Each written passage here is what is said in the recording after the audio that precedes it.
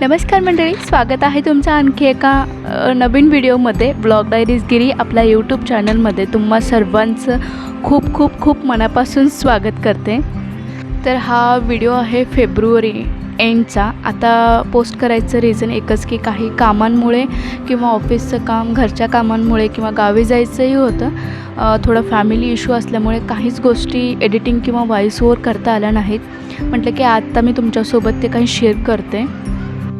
हा व्हिडिओ आहे माझ्या मुलीच्या शाळेचा गॅदरिंगचा व्हिडिओ आहे. तर काही स्कूल्समध्ये असे रूल्स असतात की तुम्ही एवढे एवढे पैसे द्या, आम्ही कॉस्ट्युम्स वगैरे घेऊन येतो म्हणून. असंच काहीतरी हिच्या म्हणजे माझ्या गार्गीच्या शाळेमध्येही झालं होतं. तर म्हटलं की तुम्ही कोणतं कलर वापरत आहात किंवा तुमचे कॉस्ट्युम्स काय आहेत, किती डान्समध्ये आहे, हे सगळं विचारून घेतलं आहे. तर त्याच्यावरून माझे जे पुढचे नेक्स्ट जे काही प्लॅनिंग असेल किंवा जी काही तयारी असेल ते करता येईल ह्या हिशोबाने मी टू डू लिस्ट रेडी करून घेतला होता. आणि सिमिलर्स म्हणजे तिच्या शाळेच्या जे काही कॉस्ट्युम्स घेतल्या होत्या थोड्याफार मॅच होत होत्या. म्हणजे सगळ्यांनाच सेमच कलर किंवा सेमच असं काहीच नाही आहे. फक्त पर्टिक्युलर त्यांनी असं सांगितलं होतं की बेंगाली सॉन्ग आहे तर त्याला बेंगालीच साडी पाहिजे. आता नऊवारी मराठी म्हणजे सॉन्ग आहे तर त्याला नऊवारीच पाहिजे. त्याच्यामुळे मी बाहेरचे जे काही कॉस्ट्युम्स रेडीमेड असतात तर ते मी अजिबात घेतलेलं नाही आहे. त्याचं रिझन एकच की ते म्हणजे हायजीन असतात की नाही किंवा ते कधी वॉश करतात माहिती नाही. किती जणांनी ते कपडे वेअर केलेलं असतात हेही माहिती नाही. त्यामुळे मला ते नाही पटत. त्याच्यामुळे मी कसंही नऊवारी साडी नेसवता येते, बेंगाली येतं किंवा आता यूट्यूबवर सर्च केलं ना तर लाखो व्हिडिओ मिळतात. हवं त्या व्हेरिएशन्समध्ये आम्ही साडी वेअर करू शकतो किंवा समोरच्यालाही वेअर करू शकतो. तर त्या हिशोबाने सिमिलर कलर्स किंवा जे काही असतील चापून चोपून बसणाऱ्या ज्या साड्या असतील ते तर मी आधी बाहेर काढले. तर हा बेंगाली साडी माझ्याजवळ नव्हता तर तो मी एकच ॲमेझॉनवरून पार्सल मागवून घेतला. कारण प्राईम असल्यामुळे लवकर भेटीला आला. कारण ब्लाऊज वगैरे शिवणं असो किंवा पिकोफॉल वगैरे त्यात घरात मशीन असल्यामुळे ह्यावेळी मला भयंकर मदत झाली. म्हणजे बाहेर देण्यापेक्षा परत 4-5 दिवस किंवा 8-8 दिवस घेतात फक्त पिको आणि फॉल करण्यासाठी. तर घरी मशीन असल्यामुळे हा जो काही वेळ होता तो खूप म्हणजे खूप माझा वाचला. त्याच्यानंतर आता जो तुम्ही हॉलमध्ये जो कर्टन्स लावलेला आहे तिथे ना म्हणजे ड्राय बाल्कनी किंवा बाल्कनी म्हणू शकता. तर तिथे माझ्या आधीचे जे कर्टन्स होते फक्त 2चे सेटचे होते. पण हा डोअर किंवा हा जो काही बाल्कनीचा मेन डोअर आहे तो 3 डोअरचा आहे. त्यामुळे माझ्याकडे एकच कलरचे किंवा एकच साईजचे 3 कर्टन्स नव्हते. त्यामुळे मी हा मेशोवरून कॉटन फॅब्रिकमध्ये म्हणजे थोडंसं व्हाईट कलर किंवा क्रीम कलरचा मी मागवून घेतला होता. आणि त्या म्हणजे त्या हाईटनुसार किंवा त्या कर्टनच्या बेसनुसार तेही थोडं कटिंग करायचं होतं कारण जास्तच लांब होतं. तर अशावेळी एकाच दगडात 2 पक्षी मारायचे असे काहीतरी जुगाड चालू होता. कारण आज कसंही तर मशीन काढलेलंच आहे आणि त्यावेळी पूर्ण घर पण डीप क्लिनिंग करायचं पूर्ण झालं होतं. म्हटलं की आता हे पूर्ण व्यवस्थित कट करून खाली एक स्टिच मारून व्यवस्थित अडकवायचं. कारण तिथं अजून ओपनच होतं आणि समोर घर असल्यामुळे त्यांच्या घरात कर्टन लावले की पूर्ण हे करायचं. पण त्यांच्या ज्या खिडकीत राहिलं तर आपलं ज्या घरात काय चालू आहे हे क्लिअर दिसते. त्याच्यामुळे शक्य होईल तितकं लवकर कर्टन लावायचा हिशोब होता. उद्या संध्याकाळी तिचा डान्स म्हणजे किंवा गॅदरिंग होता. तर मी आजचा हा दिवस म्हणजे प्रिपरेशनचा दिवस पूर्ण तिच्या हाईटनुसार तिला कोणत्या प्रकारची कशी साडी नेसवायचं ह्या हिशोबाने मी आज पूर्ण तिची तयारी करत होते. कारण एकाच दिवसात म्हणजे पूर्ण जे काही इस्त्री वगैरे करायचं आहे ते अजिबात होत नाही. म्हणून मी काय असेल आधी जे काही साड्या पिको करून घ्यायचे होते ते आधी बघितले ते की व्यवस्थित टिप वगैरे बसते का. मग ते व्यवस्थित बसल्यामुळे जे काही साड्या वगैरे होते पिको करायच्या त्याही दोन्हीही साडी पिको करून घेतल्या. कर्टन जे काही शिवून घ्यायचं होतं ते पण कर्टनही शिवून घेतले. हे काम घ्यायच्या आधीच मी गार्गीला तिच्या म्हणजे फायनल स्टेज परफॉर्मन्स करण्यासाठी तिच्या शाळेत बोलवलं होतं किंवा कुठे त्या हॉलमध्ये तिने फायनल गॅदरिंग घेणार होते तिथे ॲड्रेस दिले होते. तिला मी आधी सोडून आलं होतं. तर दुपारी जेवण करायचं म्हणजे स्वयंपाकी करायचं होतं. मिस्टर घरी असल्यामुळे मला खूप मदत झाली. ते त्यांना बोलले की तुम्ही गार्गीला घेऊन या. तोपर्यंत मिस्टरांचं वर्क फ्रॉम होम असेल किंवा गार्गी घरात असेल तर सकाळी थोडंफार नाश्ताच करते आणि दुपारी जेवण म्हणजे गरम जेवण बनवते. तर आज सकाळी नाश्ता आवरला होता आणि हे काम करत साईड बाय साईड माझा स्वयंपाकही चालू होता. म्हणजे भाजी म्हणजे ऑलमोस्ट हे काम धरायच्या आधी भाजी बनवून ठेवले होते, फक्त कुकर लावून ठेवला होता आणि दुपारी भाकरी करायचे होते त्यामुळे पीठही काढून ठेवलं होतं. तर मिस्टरांना बोलले की तुम्ही गार्गीला घेऊन या, तोपर्यंत मी भाकरी बनवते. असे एकाला दोघंजण जर सपोर्ट करत गेलं तर कामही इझी होतं आणि एकमेकांना जो थकवा येतो एकच जण काम करणार तो थकवाही होत नाही. तर असं काहीसं मॅनेजमेंट आम्ही दोघंही करतो आणि आय थिंक सगळेच कपल्स करतातच. ज्यावेळी गार्गी घरात आली की तिचं चालू होतं की मम्मा सगळ्यांनी आज कॉस्ट्युम्स वगैरे घेऊन आले होते, मी एकटीच नाही घेऊन आले. तर मी तिला बोलले की मी साडी वेअर करणार आहे त्यामुळे मी तुला दिलेलं नाही आहे. पण ती ऐकायलाच तयार नव्हती की ते सगळे रेडी घेऊन आलेत, मी एकटी कसं रेडी होऊ. त्या बिचारीला एकटीला समजवण्यासाठी आम्ही दोघांनी अर्धा तास त्यातच तिला समजवण्यातच आमचा वेळ गेला. तर असो, काही मुलांची म्हणजे छोट्या मुलांचे असे प्रश्न असतात ते कदाचित आम्ही कितीही व्यवस्थित एक्सप्लेन केले की त्यांच्या हिशोबाने ते नाही रिप्लाय मिळत त्यांना. तर असं काहीसं करत दुपारचं जेवण वगैरे पण आवरून घेतले आणि आधी गार्गीला झोपवून घेतले.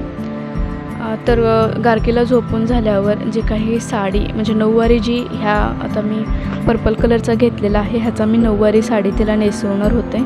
तर तिच्या हाईटच्यानुसार मी मेजरमेंट आधीच करून घेतलं होतं ती झोपायच्या आधी.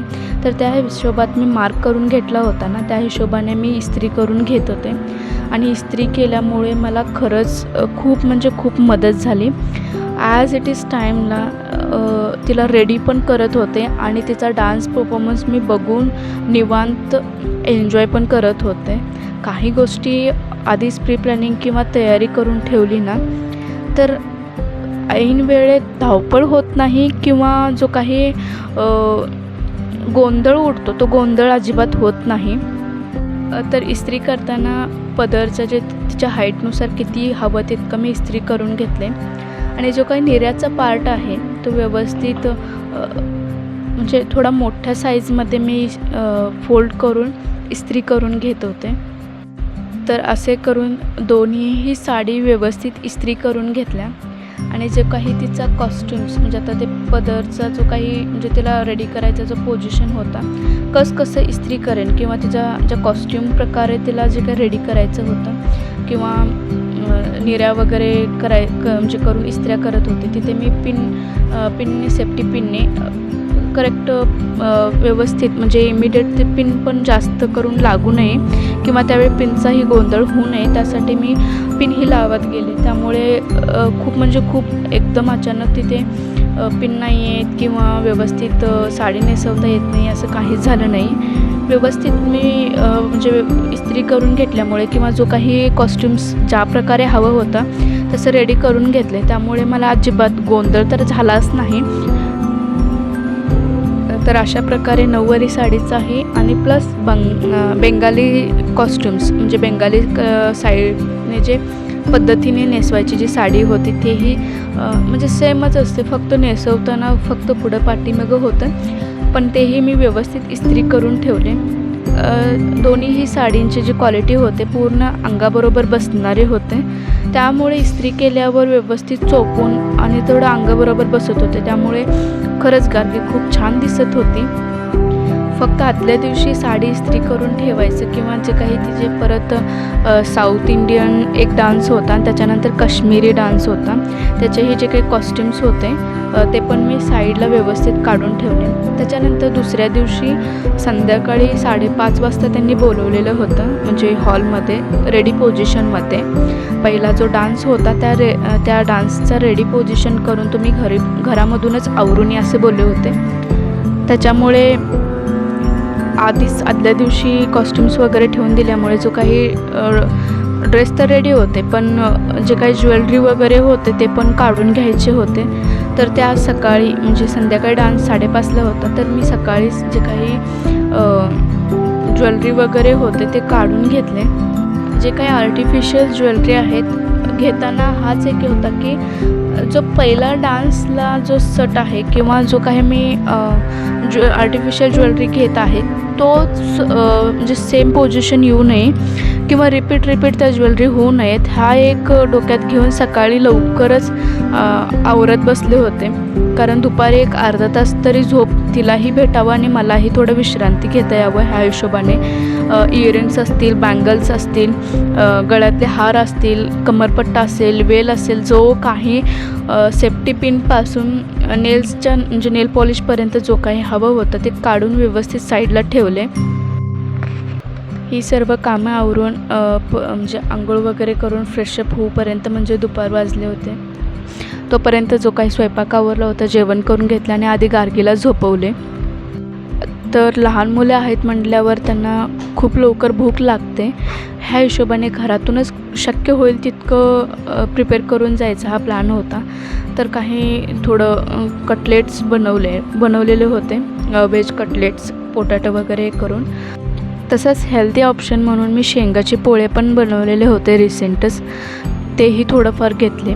आणि त्याच्यानंतर जेवणासाठी मेन्यू म्हणाल तर चपाती आणि जाम घेतला होता आणि फ्राईड राईस बनवला होता. कारण तिघांनाही व्यवस्थित जेवता यावं किंवा हात वगैरे घाण होऊ नये, म्हणजे तिथे धुण्याची सोय होती, पण जिथे जास्त लोक असतील तिथे वॉशरूम्स वगैरे अजिबात क्लीन नसतात आणि ते मला खरंच तिथं जाणं पटत नाही. आणि असंच काहीशी झालं. मी वॉशरूमसाठी गेले होते आणि इतकं घाण होतं वॉशरूम्स, मला खरंच ते नाही आवडलं. त्यामुळे मी कुठेही जायचं असेल तरी स्पूनने किंवा हात व्यवस्थित स्वच्छ राहावं असं काहीतरी टिश्यू पेपर्स किंवा जास्त चमच्याने खाता येईल असे पदार्थ मी बनवून घेते. तर असे पदार्थ करून घेतल्यामुळे मला खूप मदत झाली. 3:30-4 वाजले होते. तर गार्गीलाही उठवले, परत थोडं आंघोळ वगैरे घालून तिला व्यवस्थित फ्रेशअप केला. म्हणून मुद्दाम तिला सकाळी आंघोळ घातलेच नव्हते.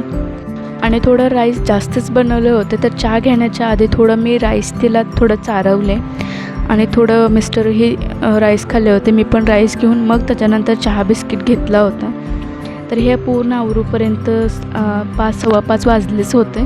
तर तिचे जे काही कॉस्ट्युम्स वगैरे होते ते व्यवस्थित काढून ठेवल्यामुळे खूप मदत झाली. फक्त 10 ते 15 मिनटात तिचं आवरलं आणि निघालो आम्ही. घराजवळ फक्त 5-10 मिनटात असल्यामुळे थोडं वेळ करूनच गेलो. जाऊपर्यंत म्हणजे सगळे मुले वगैरे आले होते आणि ओपनिंग स्टार्ट्स पण झाला होता. त्यांचं काही म्हणजे स्वागत सॉन्ग असतील किंवा डान्स वगैरे असतील ते चालू झालं. त्याच्यानंतर गार्गीचा पहिलाही डान्स झाला. जसं तिचे डान्स अनाऊन्स करतील नेक्स्ट डान्स त्याप्रकारे मी कॉस्ट्युम्स किंवा हे सगळं रेडी करून घेतल्यामुळे तिला लवकर आवरताही आलं आणि तिचा व्यवस्थित डान्स देखील मी एन्जॉय करताही आलं. तर चला मग मंडळी, आजचा व्हिडिओ मी इथेच संपवते. बघणाऱ्या प्रत्येकाला मनापासून धन्यवाद म्हणत, तर अजूनही कोणी चॅनलला सबस्क्राईब केलं नसेल तर नक्की चॅनलला सबस्क्राईब, लाईक, शेअर करायला विसरू नका. भेटूयात अशाच एका नवीन व्हिडिओमध्ये. तोपर्यंत धन्यवाद. Take care and bye.